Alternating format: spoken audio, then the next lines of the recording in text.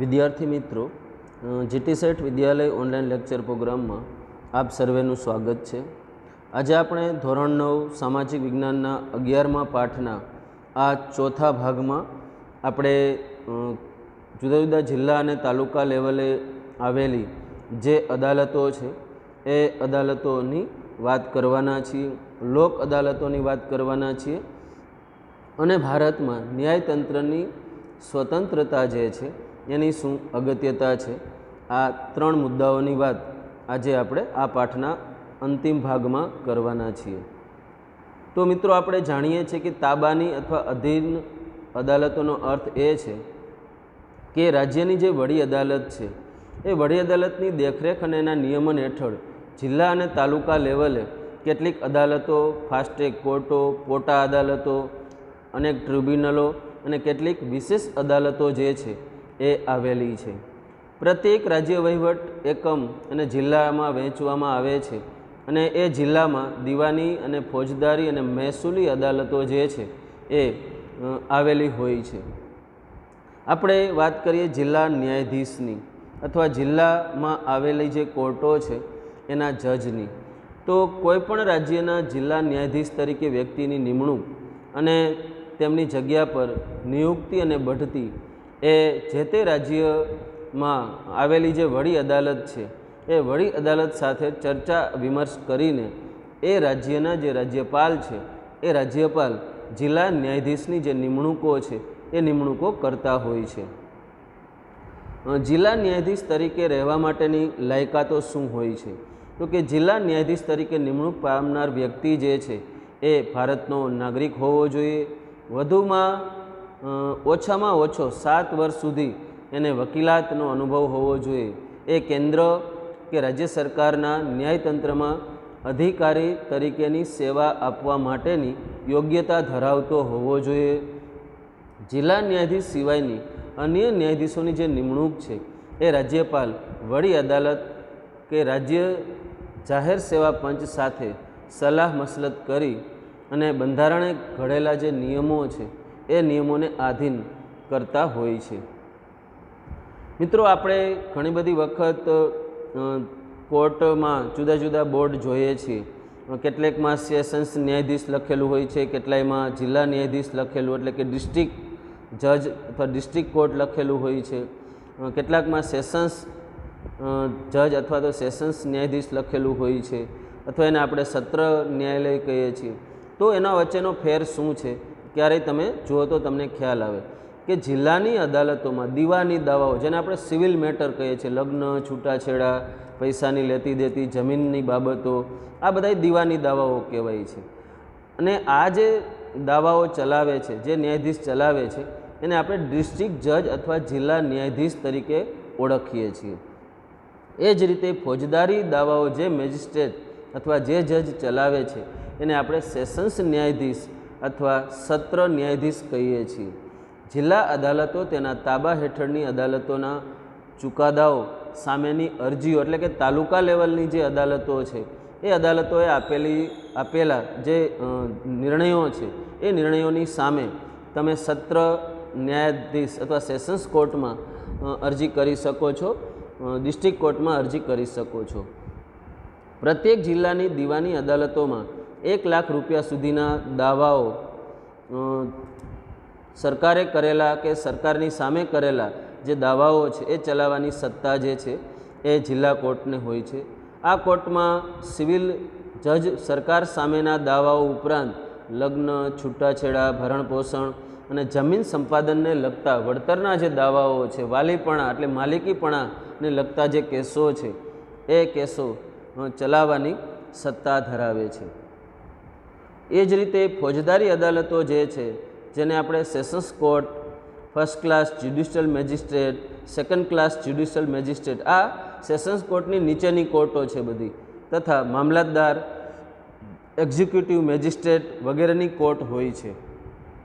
આ કોર્ટમાં 3 વર્ષ સુધી કેદથી માંડી અને 10 વર્ષ સુધીની કેદની સજા અને 5,000 કે તેથી વધુ રકમ સુધીના દંડની અને હત્યાના કેસમાં મૃત્યુદંડ, ફાંસી, જન્મટીપ, આજીવન કારાવાસ જેવી સજા જે છે એ કરવાની જે સત્તા છે એ આ ધરાવે છે. આ ઉપરાંત જુદા જુદી બાબતો માટેની કોર્ટો રચાતી હોય છે અને એ કોર્ટો જિલ્લા કક્ષાએ પણ આવેલી હોય છે, જેમાં small cause court, family court જિલ્લામાં હોય છે, જમીન મહેસૂલ કેસો માટેની મહેસૂલ અદાલત, મજૂરના વિવાદ માટેની લેબર કોર્ટ જેને આપણે મજૂર અદાલત કહીએ છીએ. ઉપરાંત કેટલીક ખાસ અદાલતો, ટ્રિબ્યુનલો જેને આપણે કહીએ છીએ, કોઈ ખાસ વ્યક્તિઓ વસ્તુઓ માટે અથવા ખાસ પ્રકારના કેસો માટે રચવામાં આવતી જે અદાલતો છે એને ટ્રિબ્યુનલો કહેવામાં આવે છે. જેમ કે વાહન અકસ્માત વળતર માટેની ટ્રિબ્યુનલ, શિક્ષકો અધ્યાપકોના નોકરીના હિત અને રક્ષણ માટેની ગુજરાત શૈક્ષણિક સંસ્થા સેવા ટ્રિબ્યુનલ, દેવા રિકવરી માટેની ટ્રિબ્યુનલો, ગ્રાહક સુરક્ષા માટે ગ્રાહક તકરાર નિવારણ ફોરમ પણ અદાલતની જ ભૂમિકા ભજવે છે, પણ એ ટ્રિબ્યુનલની કક્ષામાં આવે છે. અને પક્ષકારોને થયેલા નુકસાન અંગેના દાવાઓનો નિકાલ કરી અને વળતર આપવાની સત્તા પણ એ ધરાવે છે. ખાસ કરીને ગુજરાત રાજ્યના પ્રત્યેક જિલ્લામાં કેટલાક કેસોનો ઝડપી નિકાલ અને અરજદારને ઝડપી ન્યાય મળે એ હેતુસર ફાસ્ટ ટ્રેક કોર્ટ, જ્યાં ઝડપી કેસ ચલાવવા માટેની કોર્ટો આવેલી છે. આ ઉપરાંત પોટાના કેસો ચલાવવા માટે અલગ પોટા અદાલતો આવેલી છે. ખાસ કરીને પોટા જે કાયદો છે, આતંકવાદ વિરોધી કાયદો છે, અને આવા જે આરોપીઓ છે એનો કેસ ઝડપી ચાલે માટે પોટા અદાલતોની રચના ગુજરાતમાં કરવામાં આવી છે. આ બધી અદાલતોએ ન્યાયિક કાર્યવાહીનું વિકેન્દ્રીકરણ કરી તથા એક સૂત્રી ધોરણે સ્વતંત્ર અને નિષ્પક્ષ રહીને તટસ્થ અને ન્યાયિક કામગીરી કરીને સૌનું ધ્યાન ખેંચ્યું છે. એટલે પ્રમાણમાં આપણું જે ન્યાયતંત્ર છે એ વધારે જાગૃત છે અને લોકો પણ જાગૃત બની અને એનો લાભ ઉઠાવતા થયા છે. મિત્રો, ત્યાર પછી છે લોક અદાલતો. ગરીબ અને સમાજના નબળા શોષિતોને ઝડપી અને સસ્તો ન્યાય મળે તથા ન્યાયમાં થતા વિલંબને નિવારી શકાય એ માટે ગુજરાત રાજ્યમાં સૌથી પહેલાં લોક અદાલતોની જે રચના છે એ કરવામાં આવી છે. આ અદાલત અન્વયે કાનૂની સેવા સત્તામંડળ અમદાવાદના ઉપક્રમે મફત કાનૂની સહાય અને માર્ગદર્શન કેન્દ્ર તરીકે એ કામ કરે છે. અને લોક અદાલત કઈ રીતે કામ કરે છે? તો કે લોક અદાલત રજાના દિવસોમાં કે રવિવારે પણ પક્ષકારોની સંમતિથી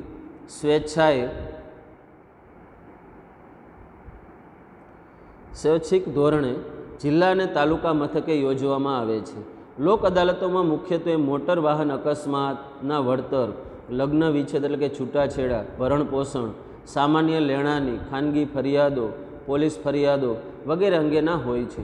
લોક અદાલતોમાં વકીલો હોય છે, સામાજિક કાર્યકરો હોય છે, કેળવણીકારો, પ્રતિષ્ઠિત નાગરિકો, ઉદ્યોગપતિઓ, પોલીસ અધિકારીઓ, વીમા કંપનીના અધિકારીઓ, ન્યાયાધીશ વગેરે હોય છે. અહીં બંને પક્ષકાર વચ્ચે તેમને સંતોષ થાય એ રીતે કાયમી શાંતિ, સુલહ અને સમાધાન થાય છે. એટલે આ કોઈ કોર્ટ નથી, પણ આમ જોવા જઈએ તો એને આપણે એક એવું માધ્યમ ગણી શકીએ કે જ્યાં એ કોર્ટની બહાર સમાધાન કરી શકે છે, પણ એમાં કોઈ પણ વ્યક્તિની હાર કે જીત હોતી નથી. લોક અદાલતોમાં નાણાંનો અને સમયનો બચાવ થાય છે. વર્ષોથી અટવાયેલા કે વિલંબમાં પડેલા કેસોનો ઝડપી નિકાલ થાય છે, પણ અદાલતના ચુકાદાઓને કાનૂની પીઠબળ પૂરું પાડવામાં આવ્યું છે. એટલે કે તમે લોક અદાલતમાં કરેલું જે સમાધાન છે એ સમાધાન પછી તમારે કોર્ટમાંથી કેસ પાછો ખેંચવો પડે છે, ફરીથી તમે એ જ બાબતનો કેસ કરી શકતા નથી. અને આ કારણે લોક અદાલતો આકર્ષણનું કેન્દ્ર પણ બની છે. વિદ્યાર્થી મિત્રો, આ પાઠનો અંતિમ ટોપિક આપણે જોઈએ તો ન્યાયતંત્રની સ્વતંત્રતા. ભારતના બંધારણમાં નાગરિકોને મૂળભૂત હકોના રક્ષણ, સામાજિક, રાજકીય અને આર્થિક સમાનતા અને ન્યાય આપવાનું ન્યાયતંત્ર માટે ધારાસભા અને કારોબારીથી સ્વતંત્ર, તટસ્થ અને નિર્ભીક બનીને એ ન્યાય આપે એ સુનિશ્ચિત કર્યું છે.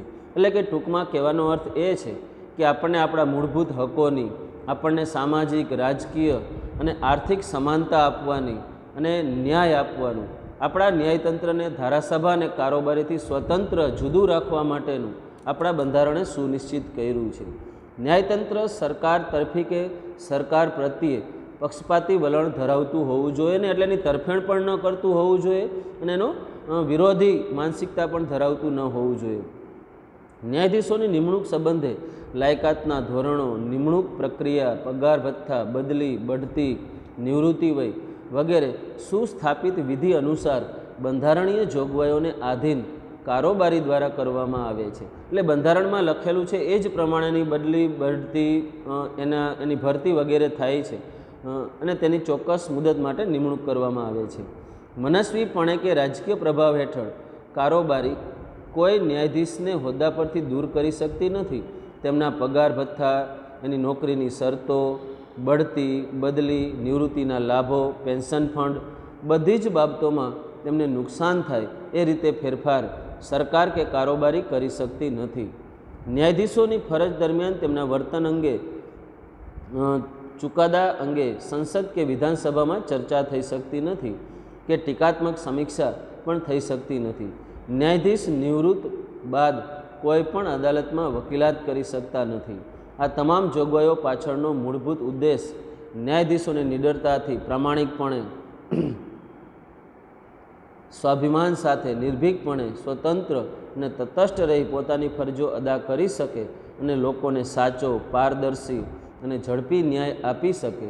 આમ ભારતીય બંધારણે ન્યાયતંત્રને સ્વતંત્રતા, નિષ્પક્ષતા, તટસ્થ, એકસૂત્રી વિશિષ્ટ સ્થાન બક્ષ્યું છે. સર્વોચ્ચ અદાલતમાં જાહેર હિતના દાવા, જાહેર હિતના પ્રશ્નો કે મહત્ત્વની જાહેર સમસ્યાઓના ઉકેલ માટે પોસ્ટકાર્ડ કે સામાન્ય પત્ર દ્વારા થયેલી ફરિયાદોને જાહેર હિતની અરજી તરીકે સ્વીકારીને વહીવટી તંત્રને આંચકારૂપ ચુકાદાઓ આપણા ન્યાયતંત્રે આપ્યા છે, જે એની સક્રિયતા દર્શાવે છે. વિદ્યાર્થી મિત્રો, હમણાં ન્યાયતંત્ર પાસે અંદાજે 3.5 કરોડથી વધુ કેસો એની કોર્ટોમાં પેન્ડિંગ છે.